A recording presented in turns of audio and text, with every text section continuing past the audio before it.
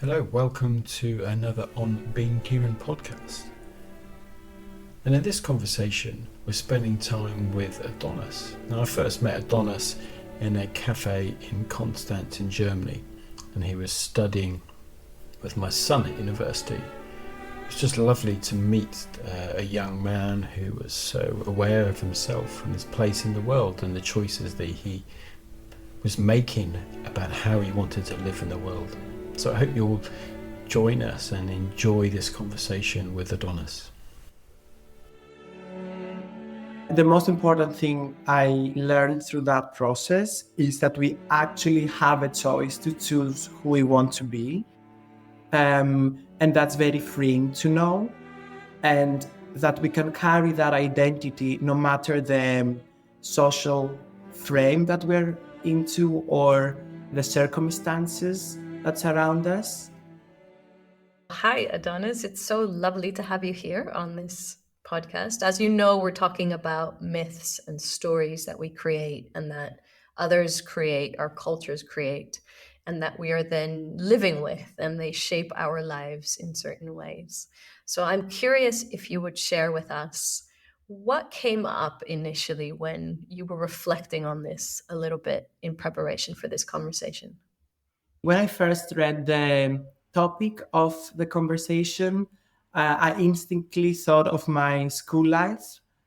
School in Greece is 13 years of mandatory education. So for 13 years, my main role was a student.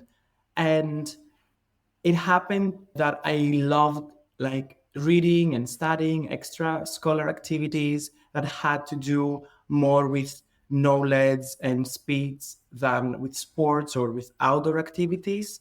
And that involved to my teachers, my parents, my friend embracing that.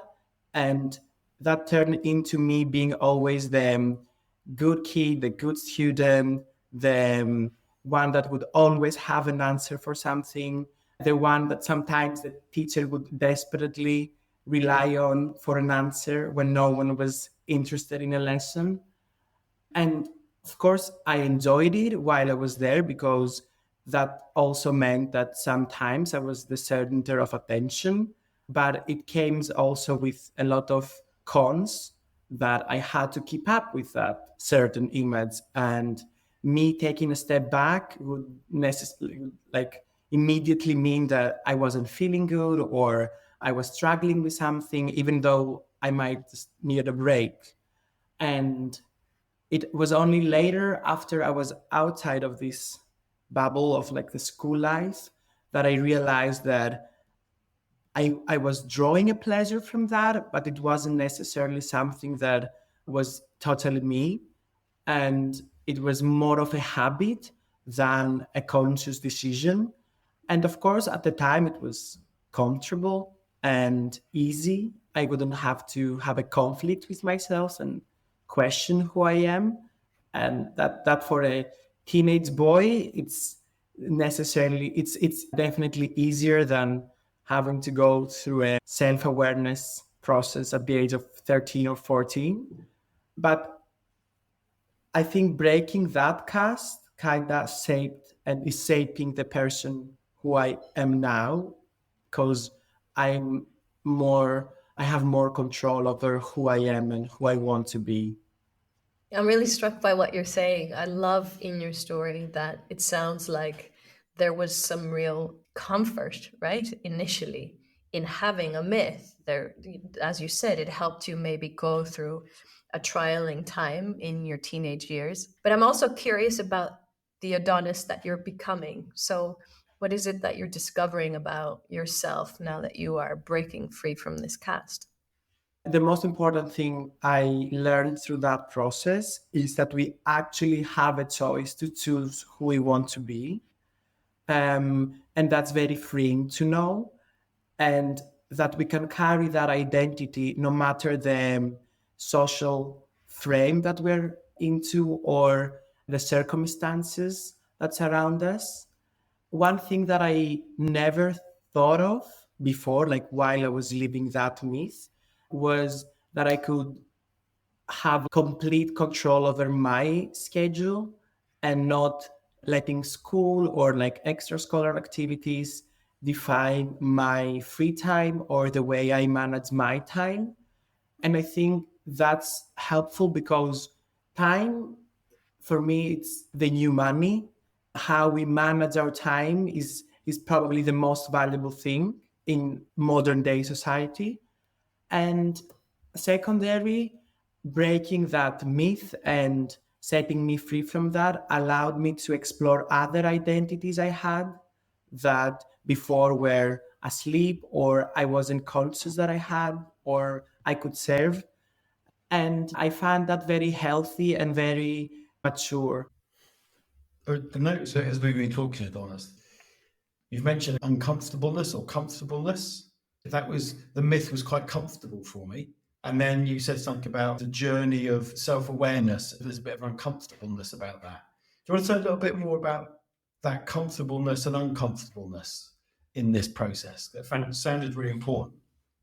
I was saying that when you leave a myth that other created for you, it's a win-win situation, like superficially, because you are living the conditions that other created for you, and you don't create any conflict with them, and you also don't have the responsibility of getting to know who you are.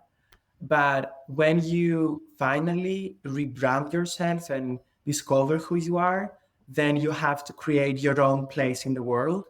And that means that you might have to push some people away or bring others closer and rearrange the chessboard of your life. And that means that some players are going to be like left out and others might need to join in. So it's a very interesting situation because people who you thought you would have for the rest of your lives, they don't fit in with the new you. And then the healthiest thing to do is to outgrow them. I love that image of the chessboard. Like, because I'm always like, when you were talking, there's also this image of one piece gets moved, and all of a sudden that affects all the other pieces as well, and they all start moving around. So everybody's adjusting in some way to you being different and placing yourself different in the world. Yeah, I recognise some of that. I have a few years on you, Adonis, but I still recognise some of that. We're in this continual process, I think, with finding out who we are. And every time we make an adjustment, it has an impact on our relationships around us. I also think that sometimes that's the reason why people may not want to leave their stories or myths, because they know that it's going to unsettle their environment, right? It breaks this sort of comfort that you were speaking to. So I'm really curious because, you have so much wisdom in you. It's quite obvious to me. How you would speak to that. So what is it, that you resource yourself with in order to go through that? So what do you notice about what helps you stay connected or what helps you respond to your environment as certain chess pieces move away and others come? The first thing that I have in mind is a vision of me in 5 or in 10 years. And I say, how do I want to feel in 10 years? Not necessarily who I want to be or where I want to be or what do I want to do in 10 or 5 years, but how I want to feel. And once I have this in my mind, I act instinctively most of the times, and I stay in places where I feel embraced, and I leave others where I think they're hostile for me or places I don't think I can grow in. I mean, my family raised me knowing that they will always be by my side, and that gives me a comfort that I have a safety blanket to fall back on. And the confidence that I am getting to know who I am through my mistakes is very freeing because now I know I'm allowed to make mistakes and they are only lesson to me and to the people around me. So that kind of gives me the safety to experiment and expand my limits as well. I must admit, I'm sitting here, Adonis, thinking, I wish that at your age, I'd had your wisdom. So Adonis is, by the look on your face, Adonis, you're trying to push that away. I'm inviting you to accept that. I think there's something really wonderful your description of this, it's okay to do these things, and we make these things that we call mistakes, but actually it's just learning, and I'm learning and others are learning as I find my way. That sounded lovely. And this sense of you being really clear on how you want to feel in the future. And I'm wondering, how do you create that sense for yourself? What do you do that helps you create that? So basically, when I feel something in the moment that I like, I'm trying to capture that. And then on my free time or in my on my me time, I'm trying to break it down and see, why did I feel like that? What were the circumstances that allowed me to feel like that? And then I'm trying to recreate or embrace the same circumstances whenever I need to go back to that emotion. I don't know if it's a healthy way or that kind of ties me with the past, but that kind of creates standards of, oh, I felt like that there and I liked it. So if I'm once able to do that, then I'll definitely am able to do that in the future. Just a quick question. You said that you were doing law exams, didn't you? Because when you were talking then, I felt like a real forensic approach to this. I really explore something. I try and understand something. I go into the detail of it. So when you were describing that, I have this experience. Lots of people just have the experience and then it just disappears. But you were saying, oh, you capture it and then you go back to it and you try and understand it. What was happening and what made that possible for me? How can I create that in the future? So it feels like this real analytical, beautiful analytical bit of you looking at yourself and saying, well, this is how I want to be and what happens that helps. I just wonder if the lawyer bit, the legal bit is serving you well. I want to just jump in on the opportunity, Adonis, that we have a very wise and young individual with us for this podcast interview. And I'm really curious from your perspective. So I'm steering it in a slightly different direction, and I'm aware of that. What would be the more cultural myths that are floating around today that you would say we're ready to outgrow or let go of or transform? Maybe we Greeks have a very high sense of pride when it comes to our country, mostly for historical reasons. And I caught myself while I was living abroad trying to kind of promote all the good that my country has done and is potentially doing, and hide all the problematic aspects of it. While when I'm in Greece, I'm actively criticizing everything bad and everything problematic, and in a very strong and fierce way, dare I say. So I think maybe that would be something that I need to outgrow, or maybe I don't need to outgrow, but like put it in perspective and not trying to make everything seems great and the Greek like myth of a very beautiful country with very hospitable people, which is true, but it's not just that. So if you were to go a little step further, because I hear you talking about actually there may be this myth that on one hand when you're abroad you support, and I hear you also questioning that myth when you're back at home. If you were to take it a step further, I'm wondering, are there more general myths that you hear, not that maybe you hold, but you think society holds, maybe for your generation? Well, I think people my age, we live and grow in very uncertain times. Of course, I wasn't around in the past to see how other generation grew, but this is how I feel and this is my experience. And I think we have decided that we will live more in the moment and less worrying about things that we can't really control. And that might be upsetting to older people because in their time, they had to keep living in their parents' or grandparents' myths and live up to these ideas. I think most of the times we are being misjudged on the way we advocate and use our voice, and it comes out more as complaining than as requesting. And I recently saw a TikTok. It was like a very humorous way of how the different generation react to the work environments. And Gen Z come across as a very relaxed generation. They don't care about like formalities or so.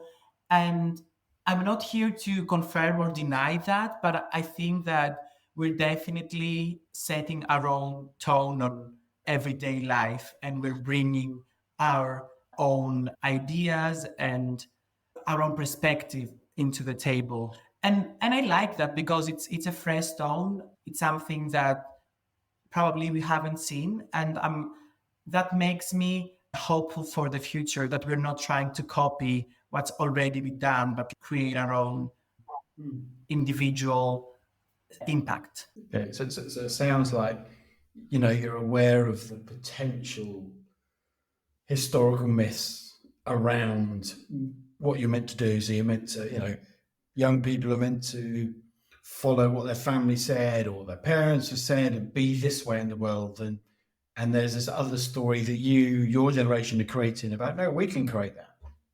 And that brings some hope. Yeah, one day you might, I hope not, but one day you might end up old and jaded like me. I think that's a very normal thing to do, because Thank you. I find myself sometimes very disconnected from people younger than me. And I'm like, the gap is not that big. It might be 4 or 5 years younger than me, these people. I find it hard to keep up.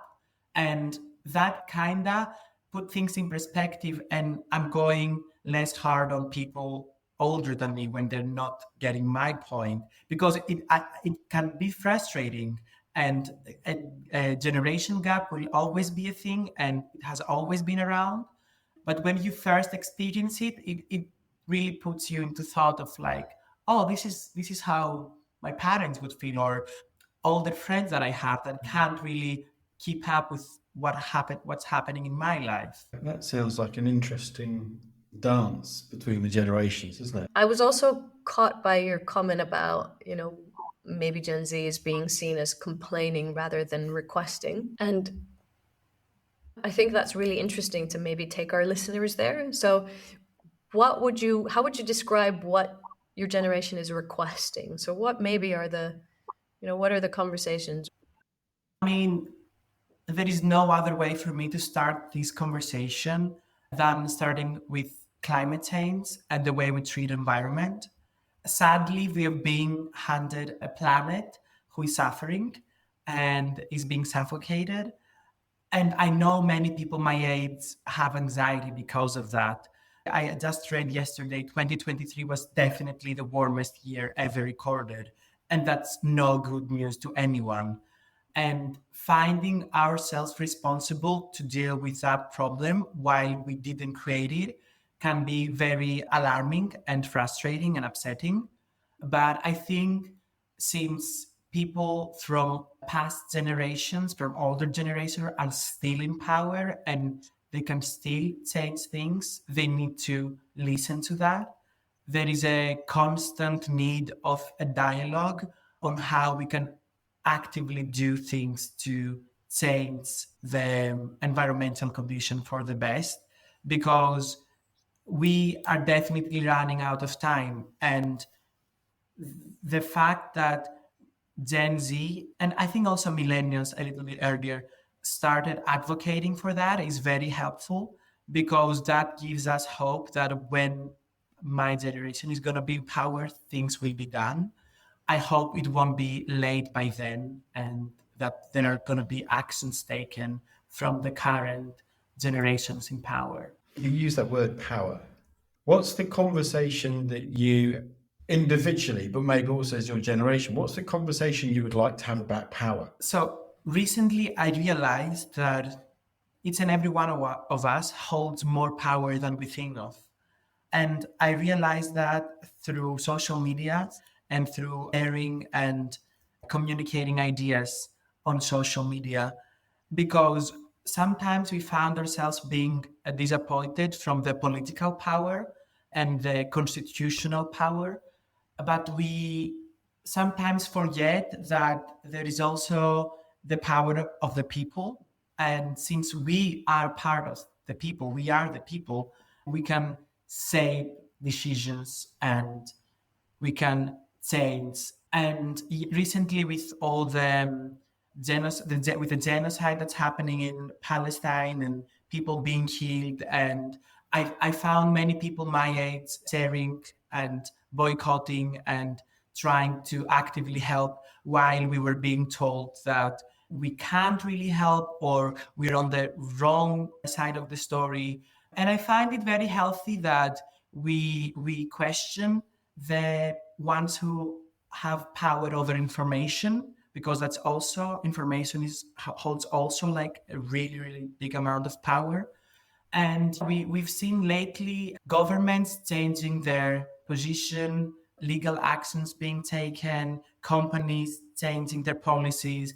And these are things that in the beginning we could never even imagine of, and now they're like reality. And that is very hopeful. And I'd like to keep that as a lesson of how we can use the tools we have, and sometimes we use for like silly or innocent ways, but we can shift towards more impactful decisions and conversations. I have a really direct example of that in my own family. I was going out for a cup of coffee with one of my children the other day, and they wouldn't go into a particular coffee shop. I'm not going to say its name because I don't want to get done for libel, but they wouldn't go into a particular coffee shop because they're saying they support a particular view, and I don't think that's the right, the helpful view. So we're not going to go in there. So I think that, and all of a sudden you realize that there's a ripple effect, because then I have that conversation with other people. And all of a sudden there's a bunch of people who then boycott that place. And you realize that actually that goes on in a way and a level that is really powerful. Was there a moment where you, or an event or something where you suddenly thought, wow, I need to step out of the narratives or the stories of others and create my own? Do you know what I mean? Because it feels like you're on this journey, but I'm wondering what it was that, that's where that started. Was there a point? Was there a thing? Or, with it, I need to do something different. Yes, there actually was a point. So basically, in the Greek education system, at the end of like the third year of high school, you take some exams that determine your grade that will take you to uni. And this is a very stressful process to go through, very time consuming, very energy consuming. And I was studying for like 2.5 years straight, preparing myself for these exams. And I was super confident, so ready. I was only creatively anxious. I wasn't like, this wasn't affecting me in a bad way.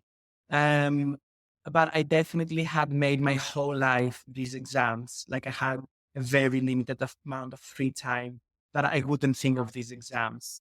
And the result wasn't what I was expecting and hoping for, and I was studying for. Um, it still got me to what I wanted to study, but the number was very upsetting to me. And this kind of failure, I'm doing that because like it's not really a failure; it's again a lesson. It woke me up, and I was like, you see, sometimes the results, it's not like math, 1+1 is 2. There are other circumstances that can affect and that we can't control. And we have to be aware of all the things we can do to shape who we are and all the things we can't control, and that they will shape us themselves. And I think uh, in my effort to manage this unfortunate event, or like this failure, or this slight changes of my plans, really helped me unlock myself and see, okay, that happened. How do you respond to that? Will you let this single event determine who you are, or will you learn from it and move on? And like going to uni and meeting other people who have had similar experiences, or they were bringing something different in their table, on the table. I realized that I was being set free from my school life and that um, role I was being into, uh, in in a sense of I was in a complete different circle, and I could be whoever I wanted to be, and also I didn't have like I could rebrand myself. I could keep all the good stuff that I had from 18 years I've lived so far, and trying to work on the things that I didn't like about me. And no one would um, be annoyed or would react because they didn't know me before. So it was very easy for me to make. But I think that moment when I saw the results, when I saw like that number, because they come on numbers, I was like, I'm not gonna let that number define who I am. And that started my self-awareness journey, and that I'm still on, and I'm really excited to see what the future holds. Adonis, I'm so humbled by this conversation. No, I'm so aware of, wow, at 42, I wish I had the resources and wisdom that you seem to bring so naturally to this conversation. So I feel like I'm taking a lot of inspiration from our conversation, and it has me thinking about, there's something about the possibility with which you speak. This life feels like an open canvas that you get to paint, or the chessboard that you get to inhabit in your own way. And that's such a beautiful invitation. So thank you for that. Thanks for having me. It's been a pleasure, and I'm really looking forward to see what like the others said about their lives, or how everyone is approaching the conversation. Because uh, I think you two are really privileged of getting to hear what everyone says and then bringing it back to us. It's truly a blessing. My name is Adonis. I'm Greek. My friends lately have been complaining a lot of how much I travel because they miss me a lot. And I can't help it because I love traveling and I also love my friends. So there's a big conflict going on there. My parents think of me as a very dedicated person because I like being devoted to what I do. And I'm currently studying and trying to figure out what I'm going to do with my life. I'm studying law, but I'm trying to switch to mental health and psychology and therapy. I'm not trying to necessarily study a second degree just now. I love meeting new people, and that's how I met Rob and Evelyn through my year abroad in Germany, which I like to think as one of the best things I've done so far in my life. It was a very empowering and free environment who allowed pretty much everyone who were involved to be themselves. And I'm really passionate about literature. My friends also complain a lot of how many money I spend on books. So I'm trying to go the second-hand way or library to save some money because I'm not willing to compromise when it comes to knowledge and books and literature. And I think that's pretty much a rough idea of who I am. So here we are in part 3 of our conversation with Adonis.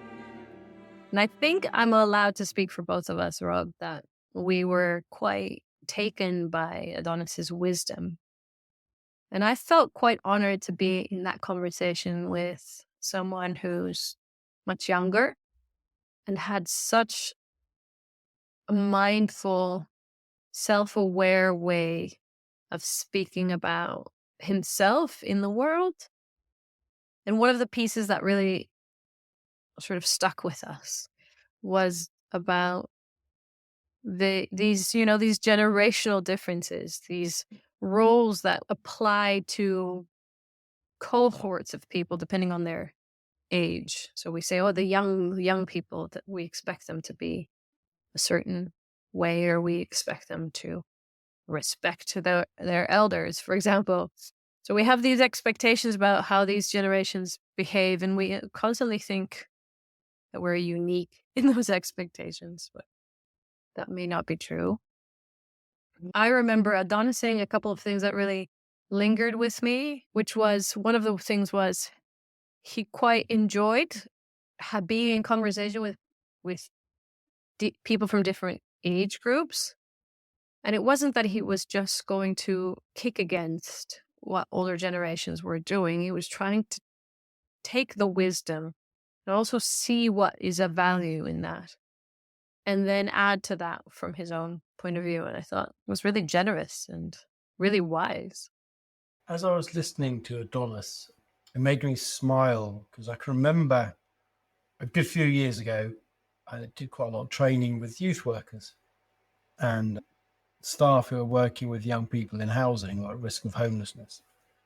You always start having these conversations about the prejudices, the stories, or the myths that we've created about young people.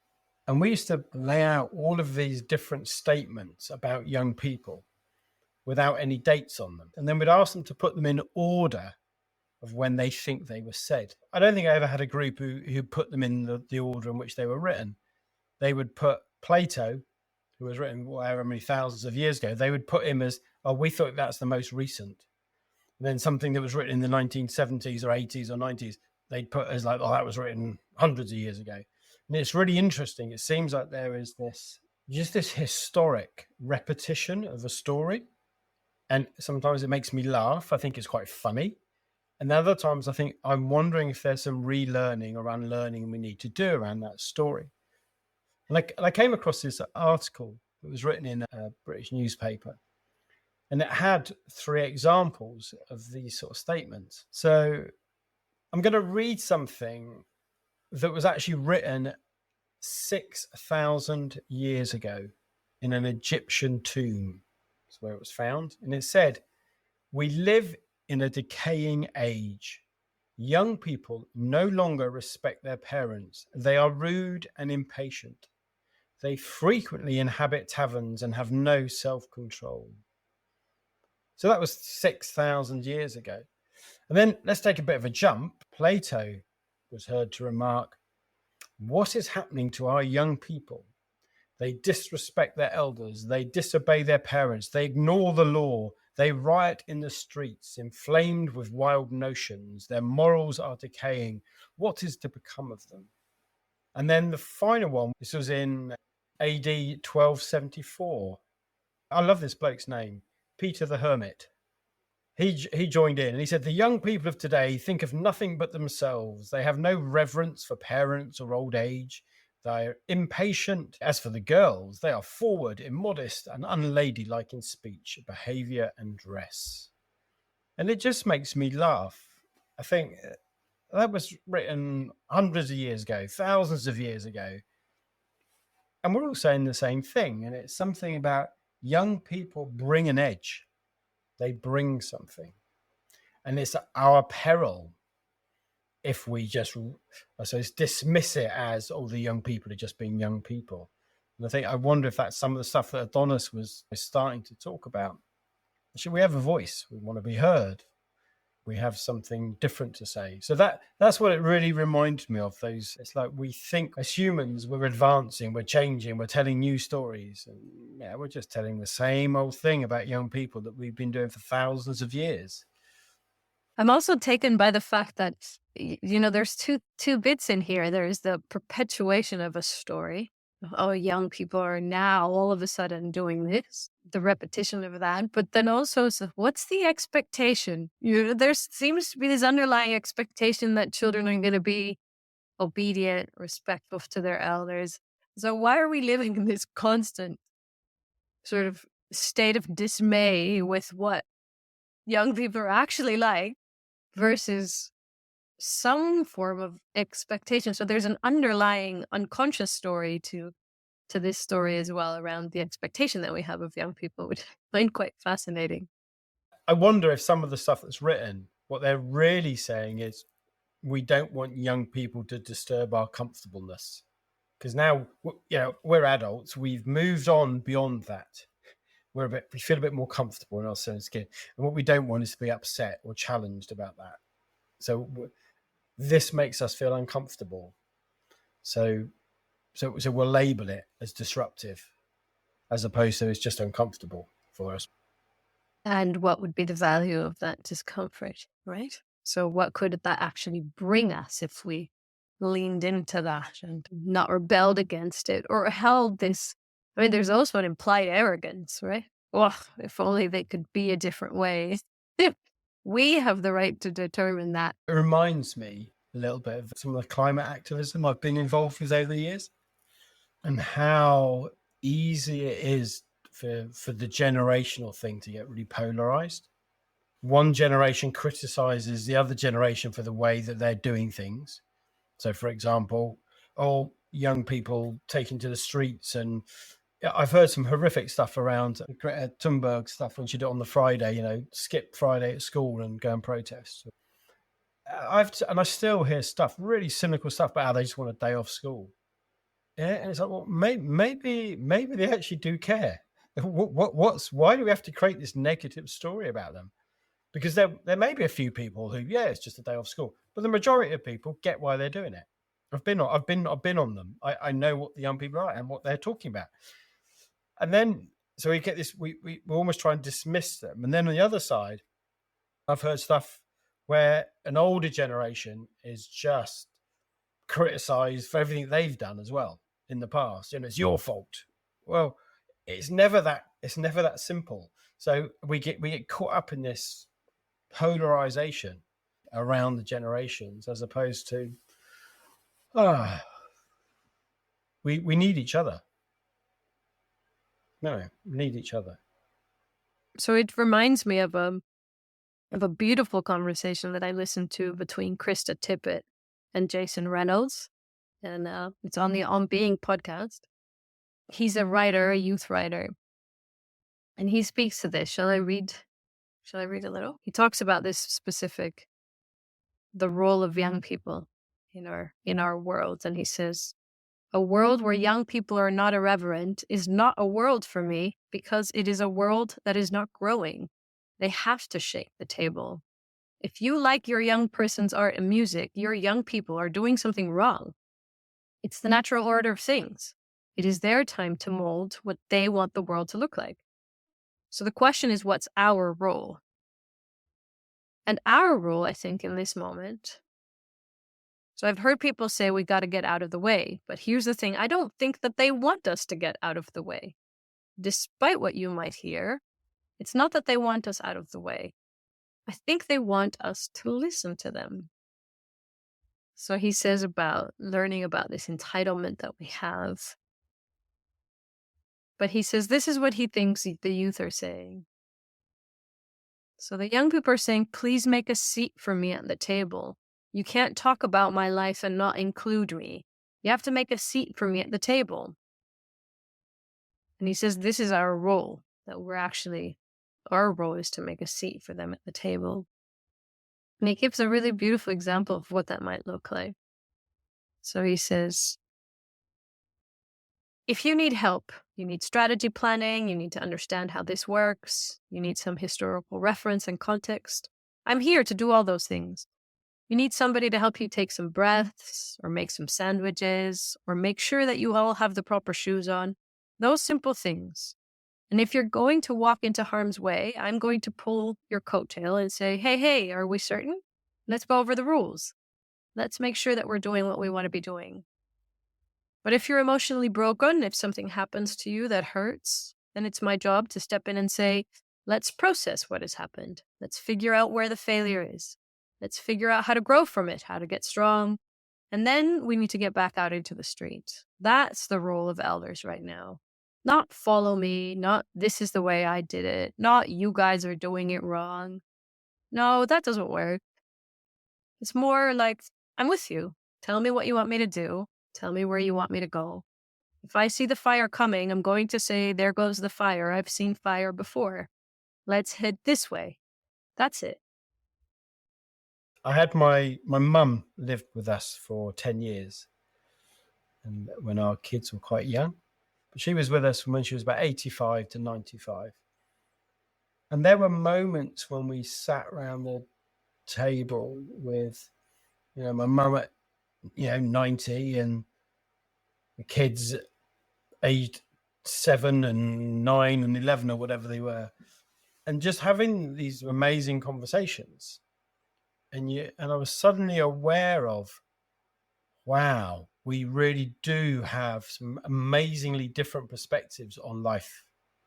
And if we could just somehow sit with, like you mentioned the word uncomfortableness, sit with the difference and the challenge that brings each of us, maybe we could make some different sense of how we live. I can remember us sitting once. We were just talking, and all of a sudden she started singing. And she started singing a song that she used to sing in the playground when she was 8. She said, I haven't sung it for nearly 80 years or whatever. And there's almost this thing about, wow, you forget she was a young person too. And she still has part of the memory of being young and what it feels like. And she's integrated it. And yet I suppose it's at our peril for ourselves that we forget that we were young. And it's at our peril that we forget that young people have a vital role in shaping our world. Yeah, so I wonder where we find how we create more spaces, I suppose, in our local communities or our families, just to hear the voices, the different voices. Every generation has important elements to bring to the conversation. So one of the things that I worry about, and that came up for me when I was listening to Adonis, is the echo chambers that are really easily created through social media these days. It's so easy with all the AI that's around to only hear the voices that you already hear, to only speak to the people who are like you, to speak to people of same ages or interested in the same subjects. And I see it in my own life. And of course, all of our technology operates around that premise of I'm going to give you things that you already resonate with so that you will come and visit this site more often, right? And it's a very reductionist version of what happens. And I sometimes worry, where are the spaces where we exercise the muscles of generosity, of listening, of curiosity, of discomfort? Because we need to lean into voices that are different to ours. But that's where wisdom is born, right? Because it is true. I mean, the elder generations have seen fires before, and they probably have never seen a fire exactly like the one that's appearing right now, which is the one that's relevant for the people who are to inherit this planet, this life. Yeah, so I wonder where we find how we create more spaces, I suppose, in our local communities or our families, just to hear the voices, the different voices. And I think that's a really interesting invitation to start with the young people that are already in your nearest vicinity. So what would it be like to have a conversation where you're actively bringing the voice of the young person at the table into the conversation, questioning their voice and their opinion on the subject? I love that. I'll just share this little anecdote because it's reminding me of a project I read about. It was a small town, and this small town wanted to attract a little more tourism. There was a lot of beautiful nature around, and they weren't entirely sure how to go about doing so. one of the ladies in the local council was, quite creative, I guess, and she decided to take the 3 to 5-year-olds from a local school and give them the task of creating maps of worthy sites in town and descriptions of, where would you take people if you were showing them around? And it was just wonderful because kids are they pay such close attention to the things, to beauty, right? They notice the things. So there were just these wonderful details, and they ended up actually attracting a lot of tourism. One of the greatest privileges I've had in life was working with a woman called Judith Jenner. She's I don't know, she must be 85 now. She's a Quaker. She did lots of work in Rwanda after the genocide in Rwanda with groups of women. She was a real humble, skilled lady. And I worked with her on a project, and the project was called Exclude Me In. And it was working with groups of young people who, for any reason, had been excluded from their local communities or their local societies or whatever. So it could be a range of things. It could be the group of young people who weren't allowed, they were in the town and they weren't allowed into the youth club because they were deemed as disruptive or whatever. There were a group of young dads who were in prison and they had no visiting rights from their children. We'd managed to attract some government money.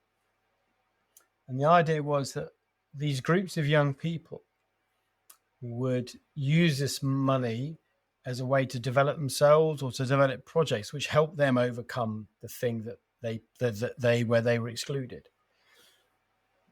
And the hardest bit of all these projects, and around for about 9 years, was getting adults not to take over and say, no, this is what you need to do. You need to do this. Oh, you can't spend money on that. You need to spend it on this. And that was the hard bit. It was never the young people. The young people were really creative. So they came up with great ideas. So the young dads in the prison, they made a film and showed it to the governor of the prison, and he changed their policy. They knew what they needed to do. They had their story. But time after time, it would be the adults saying, oh no, I know what you need to do. The problem is this, and this is how you need to fix it. And they didn't listen to the young people tell their story of their experience. And actually, this is how it needs to be different for us. But it was always the adults. That was the hard work. It was never the young people, always the adults, and helping the adults shift their prejudice or their assumption that they knew better. And it was fascinating. So maybe the invite for our listeners is not just to give your young people a seat at the table, but also to take a back seat yourself at that same table. I think that's what we're leaving everyone with today after this beautiful conversation with Adonis. So we hope that you enjoyed listening, and we will see you next time.